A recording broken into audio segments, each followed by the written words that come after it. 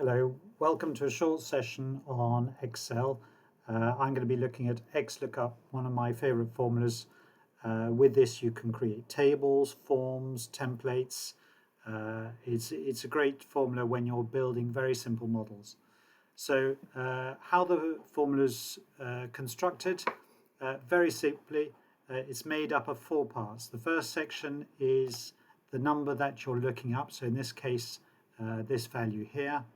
The second is the column you're going to look that value up in, so the lookup index, which in this case is column M. The third is the return column, column N, and it doesn't have to be in front, it could be in front or behind. And finally, you can add a return if there is no match within the list. So in this case, if I put a 3 here, it looks up the Naughty Socks book. If I put 1, it's looking up Soma Cube.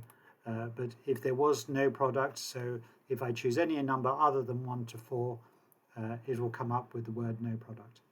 And simply put, that is Xlookup. It's a good replacement for VLOOKUP and much more flexible. So now we're going to look at examples and a little bit more detail. So the first example is producing an invoice. I've got 3 tables here. The first table is customer records, so their names and addresses. The second table is product lists. And the third table is a list of all the invoices that we want to raise. So this could be a very long list with different invoices. By simply changing the formula, the value here, I'm looking up different tables to be able to produce an invoice. VLOOKUP works with values, with text, but also with images that can be quite useful. The next example is producing lists. So in this case, I've got a list of employees, a list of salary ranges, and a list of salaries. And I want to combine them into one list, and in this case, I've put a little if statement so that it shows me if their salary is within the range or not. So simply, the Xlookup, in this case, combining 2 Xlookups to put the surname and the Christian name, and then doing an Xlookup on the title. Now, when you do an Xlookup, one of the slight problems in Excel is when you go to edit, it can hide the column that you're trying to select. So in this case, I want to select column J. So I would have gone here to go and select column J. The way to do that is you just increase the size of the edit box, and then you can click on column J. And then the next one, you'll see is hiding columns again. In this case, I can see column N, but I could have made it smaller to click on column M and have the return. And the reason it isn't working is because I've put it twice.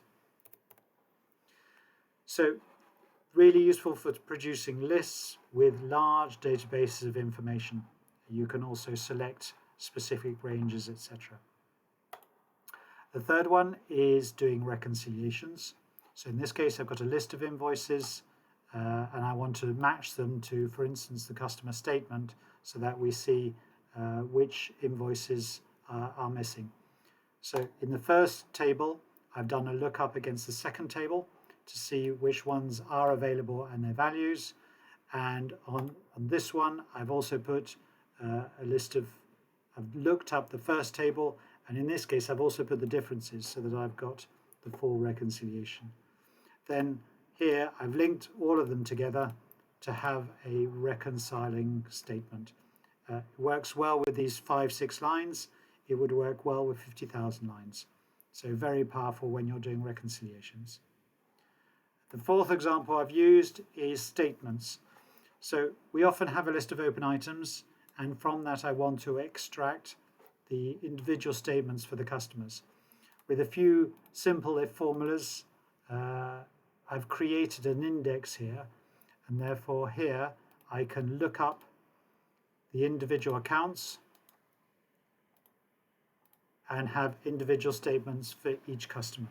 The advantage of this, as well as the example for invoices, is you could then use a macro to send the individual statements to customers.